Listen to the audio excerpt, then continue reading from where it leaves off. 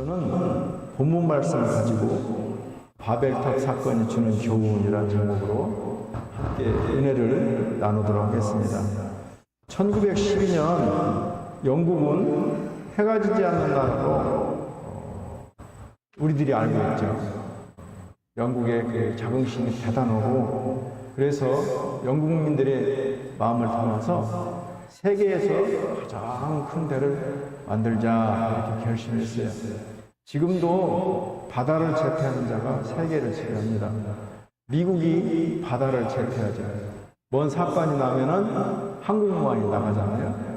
워싱턴함, 레이건함 와서 그 바다가 비행기가 100대 이상이기 때문에 100대 이상의 비행기로 폭격을 하면 그 나라가 초토화되죠. 그래서 바다를 지배하는 자가 세계를 지배한다고 19세기, 20세기 초반은 영국이 바다를 지배했고 해가 지지 않는 나라로 우리가 알고 있습니다. 그래서 이 배를 만들었는데 그 배 총 선정량이 46,328톤, 그리고 길이가 265m, 깊이가 20m, 폭이 30m에 되는 초호화 여객선입니다. 그래서 그 배를 만들고 그 배 이름을 이 거인족에 나오는, 신화에 나오는 거인족이라는 거에서 타이탄이라고 했는데 그 이름을 따서 타이타닉이라 이렇게 이름을 줬습니다. 그래서 그 타이타닉이라는 말은 이 거인족이라는데 절대로 침몰할 수 없는 배, 하나님도 침몰시킬 수 없는 배, 이렇게 이름을 줬습니다. 드디어 그 배가 1912년 4월 14일 2208명의 사람을 태우고 대서양 횡단을 위한 첫 출항에 나섭니다.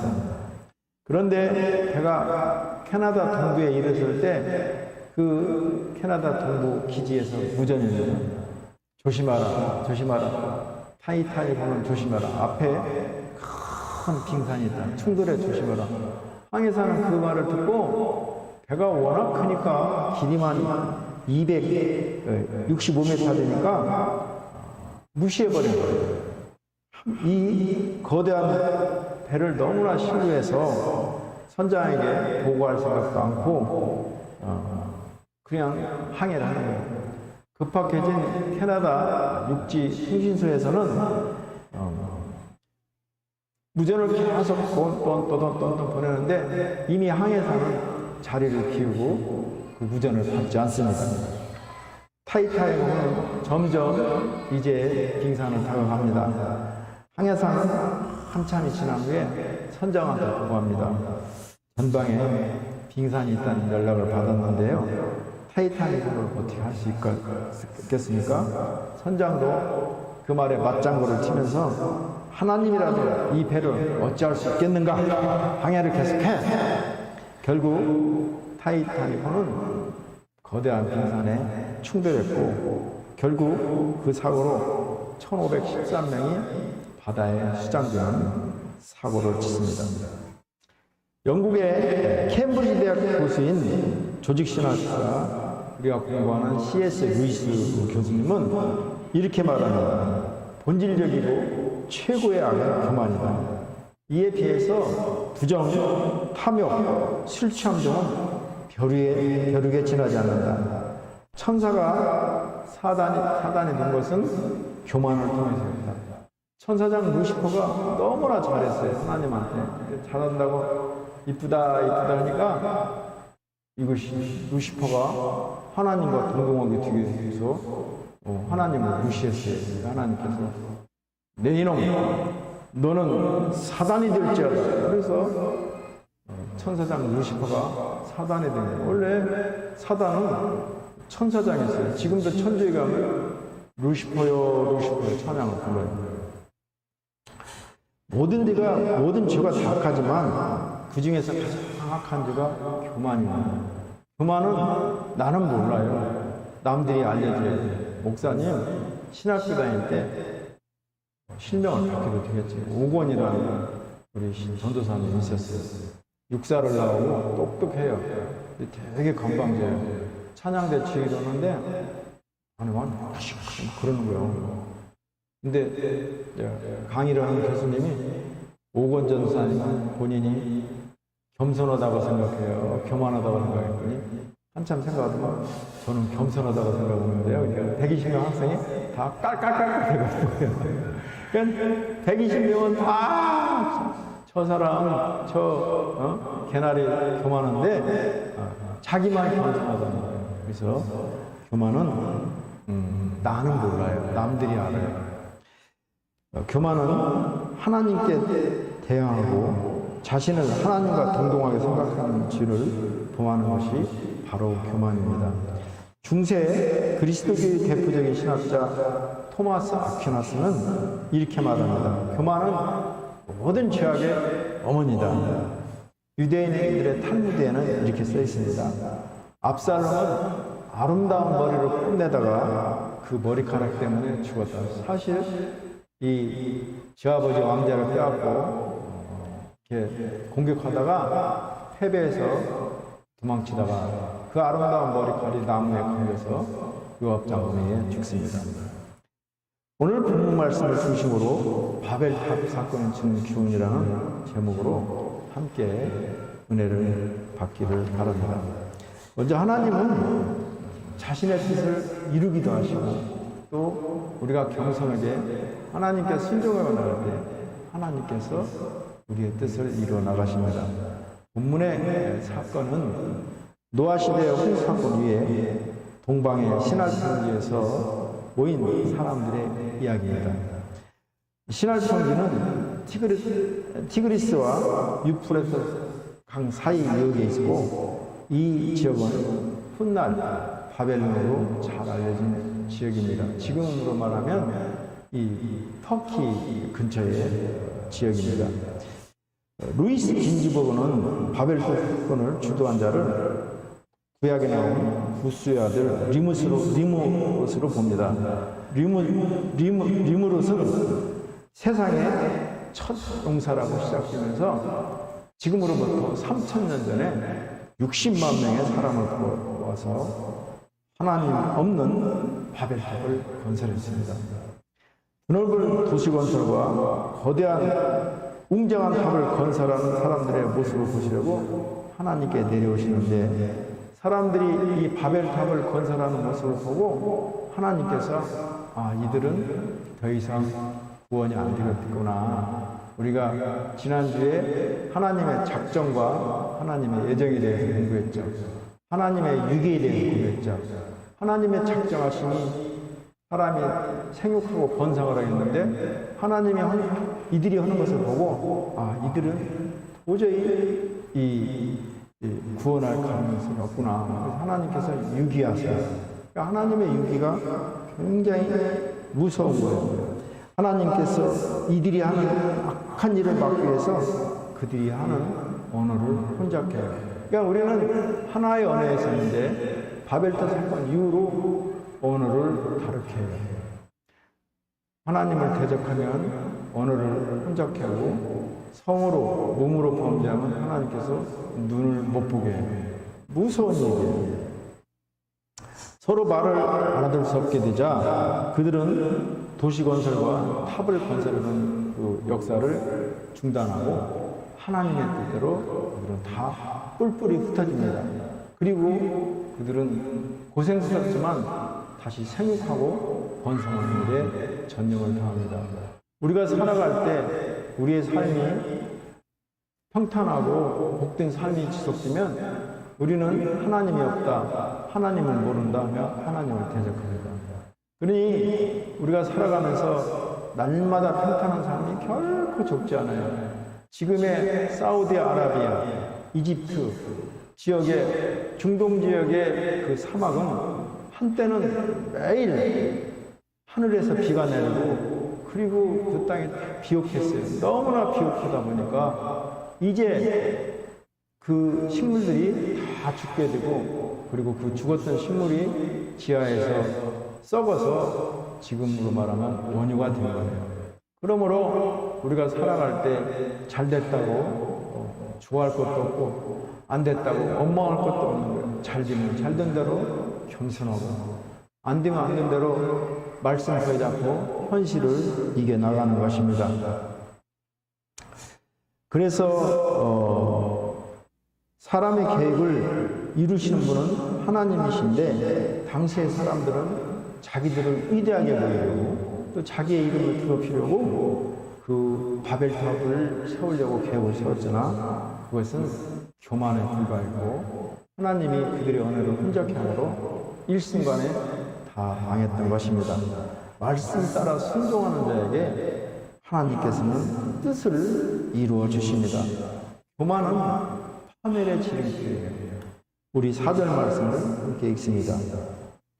또 말하되 자 성과 대를 쌓아 대 꼭대기를 하늘에 대하여 우리 이름을 내고 온 지면에 흩어짐을 면하자 했더니 여기에서 바벨탑을 쌓은 두 가지 목적이 나옵니다. 하나는 자기의 이름을 더럽히려 하고 또 하나는 하나님의 보좌를 찬탈하는 거예요. 성과 대를 쌓아 대 꼭대기를 하늘에 대하여 우리 이름을 내고 우리는 절대 내가 나왔을 때 내가 이렇게 해서 교회를 세웠어 내가 이렇게 해서 가정을 세웠어 내가 이렇게 해서 성공했어 이때는 우리가 망주에 들어가는 시작임을 깨달아야 돼요. 탑 꼭대기를 하늘에 달하여 하나님의 이름 대신 자신들의 이름을 만방에 기리내는 것 이것이 바벨탑 건축을 시도한 첫째된 목적이었습니다. 아마도 당시 사람들은 탑을 쌓고 또 쌓으면 정말 그 꼭대기가 하늘에 닿을 것이라 생각하고 있습니다. 지금으로 생각하면 정말 어이없고 기가 찬 일이시죠. 그죠? 오늘날 생각으로 보면 무모한 시도라고 할 수 있는데 문제는 그들의 탑이 하늘에까지 쌓여 하나님의 이름 대신 자기의 이름을 드러내고 했다는 사실이 하늘을 찌르고 있다는 것입니다. 당시 인간들은 하나님의 지배를 받기를 거부하고 자신들이 하나님의 보좌를 차지하려고 한 것입니다. 이것이 하나님의 피조물이면서 교만한 마음으로 하나님의 보좌를 자신이 차지하려고 했던 사단의 행위가 전혀 다를 것이었습니다. 피조물이면서도 창조주 하나님의 간섭을 받지 아니하고 자신이 주인이 되어 하나님과 같이 행동하려는 교만한 그 사고는 정말 사단적인 생각과 같습니다. 그러나 인간이 하나님의 자리를 차지하려는 그만한 생각과 계획은 하나님의 보좌를 차지하려고 했던 사단이 불의의 파멸에 이른 것 같이 결코 성공할 수 없습니다. 하나님은 하나님의 뜻대로 하나님의 작정하신 것을 하나님의 예정 가운데 일어나갔습니다. 하나님의 작정이 우리의 생각으로 꺾이질 않아요. 우리는 하나님의 자리를 차지하려 했던 교만한 생각을 버리고 머리를 읊조려서 오히려 하나님 앞에 경배하고 하나님을 온전히 높여드려야 합니다. 오히려 창조주 하나님께 순종하며 하나님께 머리를 읊조리고 하나님을 높여드릴 때 하나님께서는 비찬은 우리를 높여주시고 보좌 우편에 앉으사 영광과 존귀를 얻게 하는 것입니다. 우리는 교만은 파멸의 지름길이지만 겸손은 영광의 기림을 절대 잊지 말아야 합니다. 잠언 16장 5절 말씀입니다. 물은 마음이 교만한 자를 여호와께서 미워하시나니 피차 손을 잡을지라도 벌을 면치 못하리라. 우리들도 하나님의 말에 순종하며 믿음으로 나갈 때 하나님께서 우리의 의를 이뤄 나가십니다. 하나님은 어떠한 경우에도 당신의 의를 이뤄 나가시는 것입니다.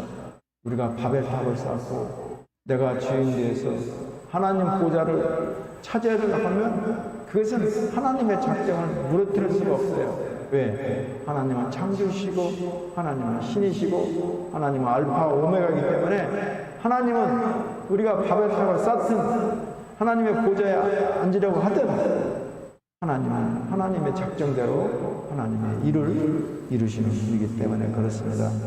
다음으로 하나님의 목적과 뜻을 어기는 교만을 버려야 됩니다. 우리가 요즘에 결혼 많이 하잖아요. 그런데 결혼 많이 하지만 이혼율이 세계 1위예요. 그리고 너무나 조급해요. 오늘 만나면 일주일 있다 결혼해요. 그리고 3개월 살아보고 이혼해요. 그래서는 안 됩니다. 그건 하나님의 저주받은 거예요. 우리가 각 개인별로 있을 때는 우리가 서로의 이해관계에서 살아요. 그러나 하나님의 은혜 가운데, 하나님의 축복 가운데 결합하게 되면, 결혼은 하나님의 엄청난 축복이에요. 하나님의 복이 임하지 않으면 절대 결혼을 못하는 거예요. 하나님의 은혜 가운데 결혼을 했는데 둘이 하나님께 들어지는 순간, 그때부터는 내 것이 아니라 내가 나를 주장할 수가 없어요. 아내가 아내를, 남편이 남편을 주장할 수가 없어요. 왜냐? 그때부터는 하나님 것이기 때문에 그래요. 그러므로 내가 3개월 살아보니까 우리 뜻이 안 맞아. 요즘에 방송 프로듀서 PD, 유영재 PD하고 어떤 탤런트 있잖아요. 한 3개월 살아보고 안 되니까 이혼하는 거예요. 하나님의 저주가 임하여요. 결혼해서 30식구가 다 했는데, 이제 하나님께 드림받아야 했는데, 하나님의 은혜 가운데 이제 애도 낳고 생육하고 번성하는데 살아보니까 아니야. 하나님 건데 자기 마음대로 이혼해버려. 하나님이 좋아하겠어요? 안 좋아해요. 하나님의 저주가 임하니까 그래서 법원에 소송을 내고 온갖 망신을 받아나잖아요. 우리는 결혼하기 전에는 각각 개인이지만 하나님의 축복 가운데 두 사람이 하나가 될 때는 그때부터는 하나님의 드린 재물이 되는 거예요. 그래서 하나님의 뜻대로 남편은 아내를 사랑하고 아내는 남편을 존중하며 그리고 둘이 하나가 돼서 하나님의 뜻대로 생육하고 번성하는 것이 결혼이에요. 이거를 잘 알려주고 가르쳐줘야 돼요. 노아의 홍수 이후에 하나님보다 더 높아지라는 이 교만함으로 인해서 세상에 흩어지는 아픔을 겪습니다. 그러나 세상에 흩어지는 아픔이지만 그 아픔을 통해서 그들은 신을 평야에서 각 세계 각지로 흩어지면서 생육하고 번성해서 오늘 우리에게 이르렀습니다. 나폴레옹, 유명한 나폴레옹 이 장군이 군사를 이끌고 러시아를 침공하려고 계획을 세웁니다. 그 전에 많은 유럽의 국가들을 점령합니다. 독일, 오스트리아, 그리고 다 평정을 위해 러시아를 공격하려고 할 때는 이 병사들이 지쳤어요. 겨울이 앞두고 있어요. 나폴레옹과 아주 친밀한 부하가 와서 말합니다. 장군님, 이제는 제발 더 이상 침군하지 마십시오. 이제 많은 나라를 정복하지 않았습니까? 그러나 나폴레옹은 부하의 충고를 듣지 않습니다. 그러자 그 충신이 또 한 번 나폴레옹에 매달려 말합니다. 장군님, 제발 모든 일은 사람이 계획하지만 하나님만이 그 일을 성취시킵니다. 이번 러시아 원정을 취소해 주시기 바랍니다. 이 말을 들은 나폴레옹은 이렇게 하는 거예요. 나도 모든 일을 계획하지만 모든 일의 성취도 내가 한다. 이렇게 후원정당하는 거예요. 내가 됐을 때, 이만희가 내가 보혜사 성령이라고 했을 때, 장길자가 내가 하나님 어머니라고 할 때 그때부터 하나님의 저주가 임하고 그리고 망조가 들어가는 것입니다. 그러나 러시아 정복의 계획은 나폴레옹 생애에서 물론 나폴레옹의 생명에까지 앗아가는 시작이 되는 것입니다.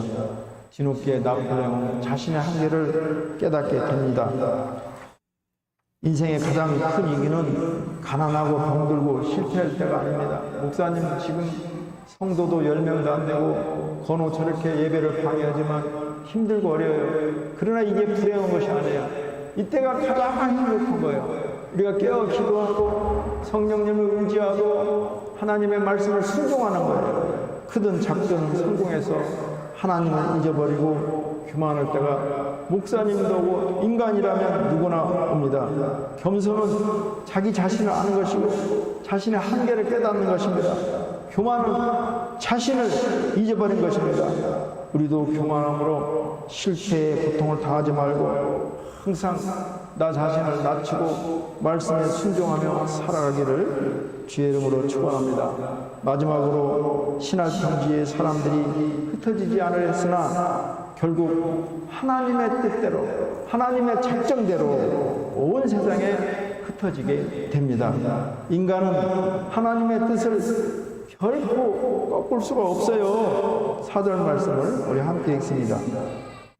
또 말하되 자 성과 대를 쌓아 대 꼭대기를 하늘에 대하여 우리 이름을 내고 온 지면의 흩어짐을 면하자 했더니 우리 이름을 내고 내를 드러냈을 때 내가 하나님의 보좌를 차지했을 때 그때부터 하나님의 저주가 임하는 거예요. 우리가 3개월 살아보니까 다 알잖아요. 이제 성격이 안 맞는다고 이혼하는 거예요. 하나님의 그 속내를 모르겠어요. 하나님의 저주가 임하는 거예요. 하는 일마다 안 되고 하는 일마다 싫고 얼마나 우리가 서로 헐뜯고 고소하고 소송하고 이번에 또 보도된 거 노태우 대통령 딸 노소연 씨하고 남편 최동원 씨 뭐 하는 짓이 1조 3천 내려서 그런 상황. 아들, 딸, 사명자가 상업을 이와 같이 이혼하는 거예요. 이렇게 하나님의 저주가 임하는 것입니다. 하나님은 인간에게 다시 한 곳에 머무르지 말고 세계 곳곳에 흩어져서 땅을 정복하고 개척하라 문화를 주신 것입니다. 이러한 명령은 하나님이 인간 창조 직후에도 주신 바가 있습니다. 그렇죠? 노아에게 그랬죠? 아담에게도 생각하고 번성하라고. 인간들은 어찌하든지 온 땅으로 흩어져 하나님이 주신 기회를 선용해서 이 세상을 생명으로 약화하고 인간 세상을 창조하신 하나님의 영광을 온 땅에 충만하여 하나님이 인간을 창조한 목적에 맞는 삶을 살아야 했음에도 불구하고 당시 인간들은 이러한 하나님의 기다를 거릅니다. 그리고 등 따시고 평안하자 자신들이 하나님의 이름을 대신으로 자신의 이름을 더럽히고 그리고 하나님의 지배에서 벗어나고자 바벨탑을 쌓기 시작했던 것입니다. 한마디로 당시 인간들은 하나님의 뜻에 정면 도전한 것입니다. 하나님이 원대하신 뜻을 자신들의 노력으로 막고자 합니다. 이러한 인간들의 어리석은 노력은 하나님의 구속사를 막기 위해서 밤낮으로 노력하는 사단의 노력과 전혀 다르지 않습니다. 그러나 하나님의 뜻을 막으려는 인간들의 노력은 하나님의 그들의 노력을 혼잡케 함으로 한순간에 그들의 뜻을 좌절케 합니다. 그러므로 우리는 어떠한 경우에도 인간적인 방법으로 하나님의 작정하신 하나님의 뜻을 막을 수가 없어요. 우리는 그러한 시도가 나에게 해양만 비칠 뿐 하나님의 뜻을 결코 막을 수가 없음을 깨달아야 됩니다. 하나님의 뜻은 하나님의 뜻대로 이루어져 나갑니다. 내가 현재 머물고 있는 안주의 자리를 결연히 결단하고 박차고 일어나야 됩니다. 하나님의 뜻을 결코 막을 수 없음을 목사님의 항상 말하니 하나님의 작정이다. 하나님의 예정하십니다. 그리고 그 자리를 박차고 일어나서 하나님의 명령에 전적으로 순종하는 삶을 살아갈 때 하나님께서는 우리의 뜻을 이루어 가십니다. 이사야서 43장 14절 말씀입니다. 과연 태초부터 나는 그니 내 손에서 능히 건질 자가 없도다. 내가 행하니 누가 막으리요? 우리 속담에 공중탑이 무너진다는 말이 있습니다. 물론 사람이 성실하게 노력하는 것은 정상적인 사람이라면 누구나 다 성실하게 노력합니다. 그리고 성공할 가능성도 많습니다. 그러나 내가 노력한다고 다 성공합니까? 그렇지 않아요. 목사님이 여기서 13년 동안 정말 우리 선영이 열심히 전도하고 그리고 복음 전했어요. 그런데 안 되더라고요. 이게 누구의 일이에요? 주의 일이에요. 목회라는 것이 내가 열심히 한다고 해서 최선을 다한다고 해서 안 돼. 새벽 기도 끝나면 7시에 계란 한 바구니를 삶아서 간상역에 나갑니다. 간상역에 나가서 계란 나가지고 비 오면은 또 우산 가지고 간상역 3번 출구에서 또 우산 나가지고 또 여기에서는 호떡을 굽고 목사가 호떡 굽는 게 장난이 아니에요. 용기 있어야 굽는 거예요. 온갖 짓을 다 했지만 안 되더라고요. 하나님의 섭리와 하나님의 도우심이 있을 때 교회가 일어나는 거예요. 교회가 영적으로 성장하지 않으면 여기에 오는 사람들이 다 밑에 있는 사람들, 기존 성도들은 다 기존 교회에 있어요. 그분들이 들어왔을 때 느껴요. 이 교회에 내 머리를 묻어도 되는구나. 그러한 영적인 분위기가 잡히지 않는데 사람은 영적인 동물이기 때문에 기가 막히게 알아요. 그리고 나가는 거예요. 여러 가지 이유를 들지만 자기가 이 교회에 와서 신앙생활이 어렵다는 것을 스스로가 알아요. 이거를 목사님이 깨달았는데 10년을 걸렸어요. 전도보다 우리가 더 영적으로 성숙이 되어야 되겠다. 그걸 깨달은 거예요. 그래서 이 소그룹 학습을 하라는 거예요. 우리 성신분도 선의도 소그룹 성경 공부를 해야 돼요. 이 말씀 암송과 성경 공부를 하지 않고는 영적인 성숙이 없어요. 우리가 육적인 성숙과 마찬가지로 살아가는 이 생물들은, 인간들은 영적인 존재이기 때문에 영적인 성숙이 있어야 돼요. 그러할 때 우리가 전도해도 그분들이 와서 여기에 안주하는 것입니다. 공동탑도 무너질 수 있고 그리고 높이 올라간 줄 알았는데 무참히 추락하기를 수없이 합니다. 인생이 저럴 수도 있구나. 목회라는 것이 이렇구나. 전도하면 나가고 전도하면 나가고 그러면서 깨달은 것이 목회라는 것은 내가 하는 것이 아니고 하나님이 하는 거구나. 우리의 영적 성장이 있을 때 목사님이 무릎 꿇고 기도할 때 그 영적인 분위기가 이 교회에 이렇게 분위기가 잡히는 거예요. 공연을 드리되 정말 잘 드려야 돼. 무조건 아무렇게나 공연을 드린다고 해서 잘 되는 게 아니야. 무조건 전도한다고 되는 거예요. 여기에 교회가 많이 있는데 와서 열심히 불신, 지옥, 예수의 창당하는데 3개월을 못 뱉고 나가요. 목사님은 누가 듣든 말든 15년 동안 새벽에 5시 반이면 전에는 4시에 4시 반에서 5시 쉬었다가 6시에 6시 반이면 지금은 5시 반이죠. 자기는 인생을 잘 살아간 줄 알았는데 심지어 성공한 줄 알았는데 인생을 망치고 나서 잘못 살았음을 깨닫고 후회하는 경우가 참 많습니다. 목사님도 10년을 해보니 목회라는 것이 내 생각대로 안 되는구나. 하나님이 붙잡아줘야 되는구나. 목회라는 것이 영적인 성숙이 함께할 때 목회가 되는구나. 그렇잖아요. 목사님이 하는 것이 별로 없어요. 모두가 하나가 돼서 영적으로 성숙했을 때 교회가 성장되는 깨달았습니다. 만일 기회가 있으면 그나마 다행인데 그런 기회조차 주지 않을 때 정말 비참합니다. 많은 교회들이 여기에 30개가 넘어요. 이분들이 이걸 못 깨달아요. 그냥 낙심되고 좌절돼서 교회가 다 문 닫아 있어요. 우리는 하나님의 뜻을 잘 깨닫고 하나님이 붙잡아줘서 그 말씀에 순종할 때 하나님께서 이루어가는 걸 깨달아야 돼요. 나폴레옹은 한때 천하를 호랑했던 프랑스의 영웅입니다. 코르시카 섬 사람으로 촌놈했어요. 그런데 35세 프랑스의 황제가 됩니다. 승승장구하는 시대에 그가 남긴 유명한 말이 있어요. 우리도 다 알죠. 내 사전에는 불가능이 없다. 그러나 워털루 전쟁에서 패하고 웰링턴 장군에게 패배한 후 그는 세인트 헬레나 사회 유배지에서 52세의 비참한 치유를 맞습니다. 그가 남긴 그때의 말, 내 인생의 심판을 몰락에 대해서 하달 사람은 나 자신이었다. 내가 나 자신의 최대의 적이었으며 비참한 운명의 원인이었다.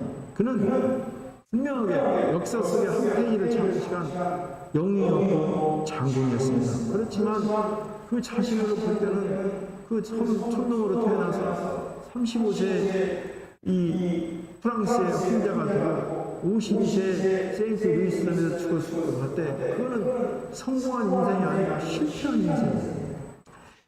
차라리 그가 평범했더라면 얼마든지 더 행복할 수가 있었습니다. 황제가 되기까지 얼마나 많은 공을 들였겠어요. 그러나 그 모든 게 무너져버린 상태에서 인생을 마감하고 세인트 루이스전에서 그 쓸쓸한 감옥, 차가운 감옥에서 쓸쓸히 죽었던 것입니다.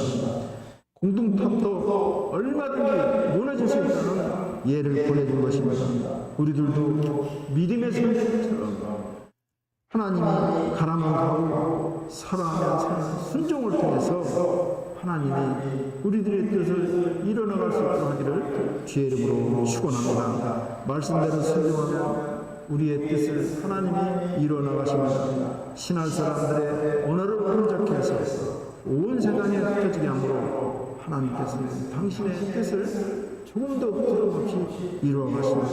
말씀을 정리하겠습니다. 먼저 하나님은 당신의 뜻을 이루어가시고 우리가 순종할 때 우리의 뜻을 이루어 주십니다. 다음으로 절대 교만해서는 안 돼요. 마지막으로 말씀대로 순종하고 겸손하게 나갈 때 하나님께서 우리의 뜻을 이루어 주십니다. 우리들도 그 신할당의 사람들 같이 하나님을 대적하지 말고 말씀대로 순종해서 하나님의 뜻이 우리의 삶 가운데 이루어지는 은혜가 있기를 주의 이름으로 축원합니다. 기도합니다. 하나님 감사합니다. 아버지, 교만이 최고의 적임을 깨달아라. 하나님 뜻을 받들어 순종하게 하시고 늘 겸손하게 나아가고 하나님이 우리의 삶을 주관해서 우리의 뜻을 이뤄나갈 수 있도록 주여 도와 주옵소서. 예수님의 이름으로 기도합니다. 아멘.